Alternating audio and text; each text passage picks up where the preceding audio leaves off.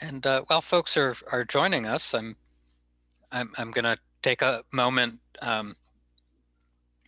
to just let everyone know uh, one of our participants in this workshop is my colleague Arlene McAtee. Arlene is one of our co-project directors for our CARES Training and Technical Assistance Project. So um, if you have some suggestions in terms of supports or services that the network could benefit from to help us all get through the pandemic, Arlene and her co-project director Lana Shope would love to hear that feedback. So um, please feel free to send Arlene an email. She's put it in the chat. And for those of you that are just joining us, we're just giving folks a few more seconds to arrive and we'll get started. If you could just put your name, your organization, and your role in that organization in the chat, that would be a great way to let us all know who's here. And I want to try to keep us on track, so I think we'll go ahead and get started. And again, we will be recording this session as soon as I find the record button. I think we're already recording, so that's good. So thanks everyone for joining us at the leadership focus of the whole family building blocks workshop session. We have a couple of great presenters to talk about this subject and some of the challenges that are involved in getting the right leaders on board and promoting that leadership throughout the organization as you shift to this whole family approach. And so joining us today are Jason Parent and Jamie Chandler from ACAP, Aroostook Community Action Program in Maine. And I will turn things over to them and invite them to share a little bit of their story. Thanks, Aaron. And so one of the things you learned from going through the session the first time is we probably didn't leave enough time for questions. So I'm going to try to be pithy, which is not a talent of mine. So I'm just going to share with you that I think it's significant that you're at this place, because I can tell you that the reason why our agency is where it's at today with the whole family approach is because of a management and leadership training conference in New Orleans back in January of 2016 that I attended just 4 months into my executive directorship and as a brand new person to community action, where I was actually in a breakout session with Dwayne Yoder and Paige Teagarden, who at the time was the strategic partnership VP at Garrett County Community Action Agency. And I heard their presentation and I said, you know what, I've been really immersed in what community action does and why it came to be and what it was intended to be. And this whole family approach is really taking community action, from my perspective, back to its roots and doing what we were intended to do. So I came back to the agency and did just what this session is designed to talk about, which is to use leadership to establish really a guiding coalition and to empower staff. And it really started at the leadership level. And I just want to be frank with you that it wasn't an easy journey. It was a difficult reentry. You come back from a conference and you're really energized, and you come back to your leadership team and you say, you know, this is where I want to take the agency. Again, just four months on the job, and this new guy comes in and wants to take the agency in this different, very different direction. We're doing a great job. We're managing programs, we're meeting budgets, everything's going really well. Why would we want to do this? And so I encountered that resistance. However, I also had a director of early care and education programs who had been with the agency then for 35 years and came to me privately after that meeting. She endorsed the concept in the meeting, but came to me afterwards and said, this is the right thing to do and the right direction to head in. And I want to support you in this. We just need you to slow it down. And I can find sense of urgency out of a glass of water, as my team will tell you. But she really helped guide the way. And then really it was from there that employees, and Jamie amongst them, Jamie, one of the key leaders, really took it from there and helped us really work across the agency to empower staff. Now, that noted, it wasn't a process that didn't involve a lot of angst and didn't involve a lot of negotiation with both leadership and staff along the way.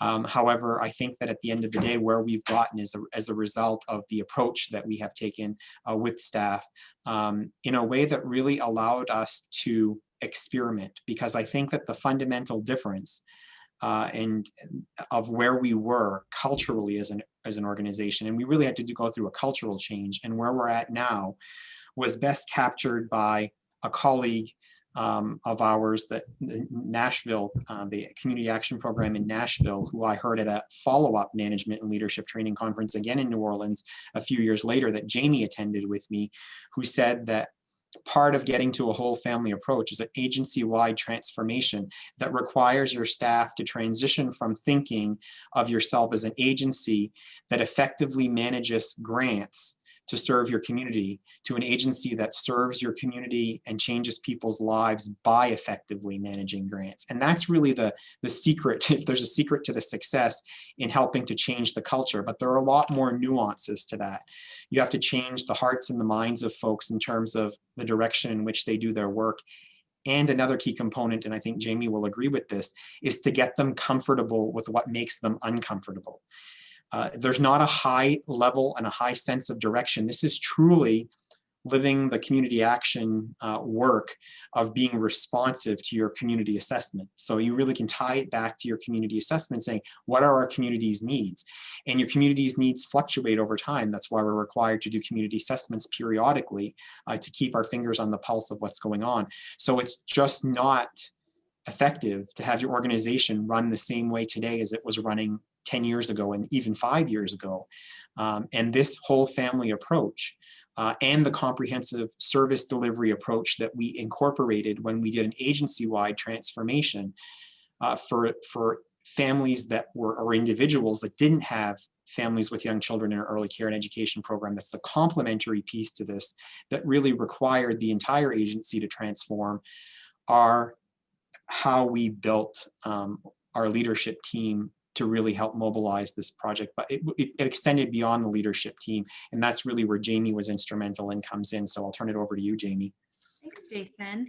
So one of the ways that I think we were able to really effectively implement our change to whole family approach was we created what we call the Family Council. And the Family Council is comprised of members from multiple programs. So we have members that represent our early care and education programs, our heating programs, our workforce development programs, WIC. We have people that are conducting intake services. We have, myself as the COO, that are all coming together to look at how we as an agency are able to provide services. And so first and foremost, we wanted to look at, what is whole family and what does that mean? And what do we need to do in order to more effectively deliver this type of service? And so the members of that team decided that we need to work together better than we are today. We need to break down the silos that we have built up that, because I work for Head Start or I work for WIC. So those were some of the first conversations that we had and trying to figure that piece out. Well, then we kind of got caught up, like Jason said. So what do you do if you have someone that doesn't have young children in a program? Does that mean we're not going to provide them this level of service? And as an agency, that's when we made the decision that no, anyone who is interested in a comprehensive approach to service delivery will be able to receive it from our agency. And so at that point, the staff that sat on the Family Council, our managers and our leaders in our organization all made really concerted efforts to change the way that we had been working. We changed the way that we were writing our grants. Like Jason said, we were no longer managing, just managing our program. We were thinking about, how do I manage my program and how do I weave in components of this program next door so that so that, you know, the needs of my customer are best being met. And so we worked very hard to make sure that we were providing a wraparound service for the customers that we serve. Our family council started also looking very closely at how are we doing intakes? You know, what does it look like when a customer walks through our door? And before we started on this journey, it was, oh, I'm coming to Head Start, so I have to fill out the Head Start application. And then I need heating assistance, so I'm going to go, you know, sign up my heating assistance. Instead of saying, like many of our hospital organizations that we go to, I go to the front desk, I pre-register for my service, and whether I go to family practice or I go to the orthopedic office, they have my information. And so that was a huge turnaround that our agency made. Transition has taken a lot of time and effort from our staff and our leaders, but so many of our staff, our front end staff, have taken a leadership role in making sure that we are being able to provide this level of service. Additionally, as an organization, we went through over the last 18 months a significant restructure in the way that we have organized the supervision of our organization that really falls underneath the 5 components of whole family. And Erin, if you wouldn't mind just pulling up the image.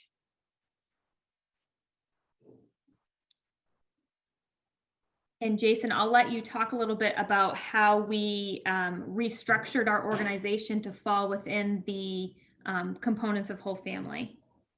So I'm glad that you're starting there, Erin, because you see the sort of the 5 or the 5 gears there, or the 6 gears that because they've added the K through 12 component since then with the Ascend at the Aspen Institute. But we basically, when we went into this 3-day session with our entire leadership team, where we were intent upon how are we going to transform, because what we started doing with a pilot and with some trial and error is we wanted to say, how do we make form fit function by trying function first, which is, again, another sort of an opposite way of community action working. Community action staff, as I've discovered, who have been with the agency over a period of time, are used to sort of an edict coming down from above, and this is the way you work, and it's already determined by management and the like, and there isn't a lot of organic involvement in making those decisions. So we were able to take these 5, or the then 5 gears, if you will, and transform them into, Erin, if you want to go to the slide with the 3 concentric circles, we took the components of our programs that fit into those gears, and we said, here's how it works at ACAP. Here's how we can bring our programs together. So there's health and well-being, early childhood development, and the economic, employment, and social assets, which are mostly in different gear shifts in the Ascend model. And then we began to organize our true organizational structure. This is the theoretical, and this is how we work around this. And so what you have and you're seeing in these 3 concentric circles is family coaching is right in the middle. They're at the heart of everything we do. Customers can enter into various programs, but at the very heart of everything we do and overlapping all of our programs is our family coaching team. That team in 2017 started with 1 family coach and a pilot. We are now, Jamie, going to hire our 9th family coach. Yep. Yep. So we're up to 9, and we're covering all of the county, which is larger geographically than the states of Rhode Island and Connecticut combined. But what we were able to do with this is then you see there are the overlapping areas of the circles where you have programs that really do function in terms of supporting health and well-being and early childhood development and economic and employment assets or early childhood development or health and well-being and economics. So what we did is we created, aside from the organizational structure, in a true matrix organization effort, we created cross-functional work teams that fit each of these category buckets that work across programs, across traditional departments, as much as we've tried to do away with departments. Let the culture grow out. And so this is the result of what our work has come to in terms of how we set up as an organization. But it really was informed by our own practice. That you want them to get on it already, but they got to figure out what the best way to do it is. there. Right. So Jamie, a lot of this work really was driven by your Huh? family council and the experiences of our staff, correct? Yeah. It Yes, does. It tells them absolutely. what kind of infection it is. I'm sorry. Could everyone just And double and check then they and know make sure you're better what muted? antibiotic will treat it Kat, I think you might be unmuted. and probably and whether an antibiotic will treat it. Kat, So They have so no you- idea what it is. What caused it? Did they ask you about going to the Sorry. dentist? Kat, are you able to mute, please? Uh-huh. Cat doesn't hear you. Cat. You are on. We can hear Mhm. you. Mm-hmm. The dentist. Yeah, I'm sorry, folks. I'm not able to Ugh, mute her I'm directly. So Kat, go ahead, Jason. If you we'll try to talk over it because it sounds Yeah. like a sensitive He's muted. conversation as well. great, So, thank you. Sorry about that, folks. So I think that one of the other areas that we focused on or didn't focus on enough in the last session, because the questions came up, when we're talking about building and establishing a guiding coalition and using your leadership, one of the things that I really focused on, especially after Jamie sort of took on the internal work of community action in terms of transforming to whole family approach, is I turned my efforts toward our funding sources, toward our advocacy efforts, and it required changes because we had to blend and braid funding to go from 1 coach to 7 coaches. We did get some private support to be able to initiate some of our coaching program, but in order to sustain it, we were going to have to require our funding sources to allow us to do things differently. So Head Start was an easy one. But Maine Housing, which administers our housing and energy programs, was a little bit more difficult. And they came along with us, but we did our research. We looked at what other states were doing with their Assurance 16 funding, which is a component of the Home Energy Assistance Program. And we built a coalition amongst the community action agencies in Maine, all of whom are at various levels of integration of some level of whole family work. And we did our homework and we went back to Maine Housing after a first unsuccessful attempt to get a proposal in that was going to support our whole family work through Assurance 16 funding, and went back, did our research, and then brought them a proposal, which they then turned to federal DHHS and said, can we do this with Maine funding? And together we actually effectuated that change to the point where I actually had US Senator Susan Collins was at our Holton Center hearing from actual families that were engaged in our whole family work. And Dan Brennan, who's the leader of Maine Housing in Maine, we invited him to that event, which we held outside because of the pandemic.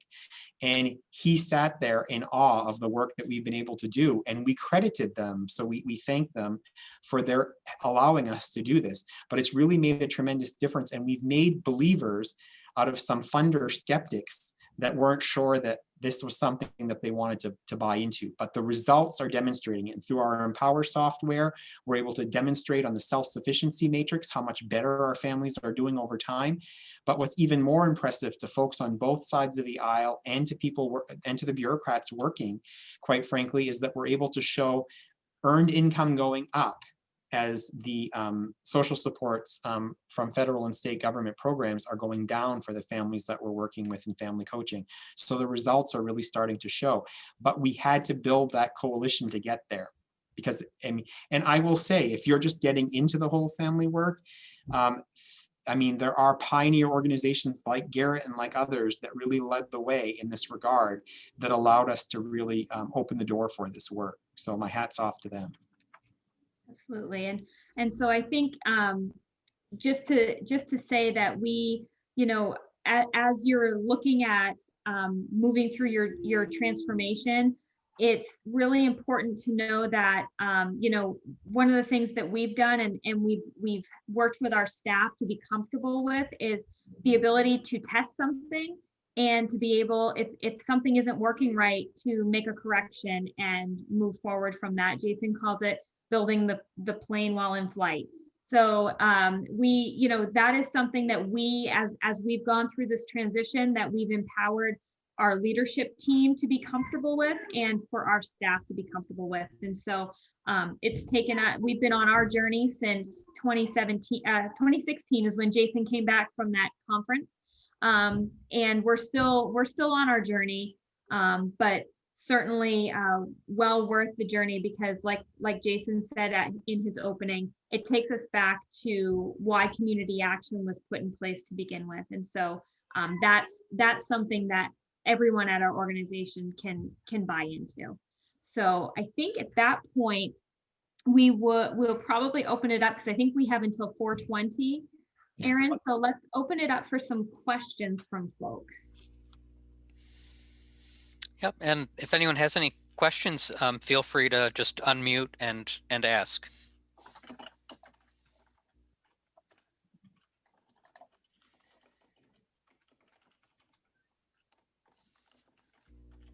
Hey, I was just wondering, I know you said Head Start was easy to give some, funding in and help. And then with the economic part, WIOA was a key player. Did they actually provide some kind of funding? So it does, sorry, I Like for the adult services or something? Jamie, Go ahead. Jamie, Yeah. did you hear that full question? Because I have a bad connection. Yeah, she broke up a little bit, but I think I got the gist of the question. So what we do is we will, so Head Start itself does fund family coaches. And what we will do is, if a family is eligible for WIOA services, we will duly enroll them. So the coaching is paid for through the Head Start program, but the WIOA services are paid through the WIOA funding, because the coaching itself is not something that we're able to do at the level that our agency wants to do it through the WIOA funding. And so what you'll find a lot in our agency is individuals that are working with a coach across many programs that are duly enrolled in many different programs. And so we have many funding sources that are supporting that one family. And I will add to that it really involves the direction of your program lead in Head Start, because we were very fortunate in that ours said, okay, here's how I'm going to re-engineer and redesign our Head Start program. And every year she's helped us to add coaches because of the way she sees the benefits and the results for families. The teachers in the classroom had been doing a lot of direct outreach work, and it was exhausting. It was overwhelming for them. And so now the teacher now has this co-pilot, if you will, working with them, that's actually doing a lot of the home visit work, and we're doing that with our coaches, which is just a different way of using the funding that we have. So yes, our Head Start person has written in, as we've gotten opportunities to write additional Head Start grant funding and the like, work to augment this. But a lot of it has been just how she's prioritized that. And we've actually been serving as mentors for at least 3 other CAPs in this state. And Jamie's done some work in New Hampshire and Virginia with other CAP agencies to sort of walk them through how that's happened here. And it's about making intentional choices. It's not always about additional funding coming in. We're just applying right now for some additional TANF funding because we were successful through our coalition of state agencies at getting a state lawmaker who serves on our board of directors to propose legislation that's going to earmark $2 million to support agencies doing whole family work in our state. And it's RFP'd out, and we're writing a proposal to, again, add another FTE or 2 to our coaching staff. But there are agencies that are going to be doing it for the first time using that staff. And unless they come to the model where they're looking at their existing funding sources and how they're going to do that work differently, they're only going to be piloting for the rest of their existence. You have to make choices intentionally within your organization. I was wondering, does your Head Start program Thank you. That makes sense. coaches and family advocates, or are your coaches playing the family advocate or family service worker role? So Julie, we have transitioned from the family service worker to the family coach role. So our family coaches do the family partnership agreements, the family assessments components. And then for those families who are interested in the more intensive work that coaching brings, they're teamed up with a coach. but our coaches are performing that for our Head Start programs. What else? I think we still have a couple more minutes.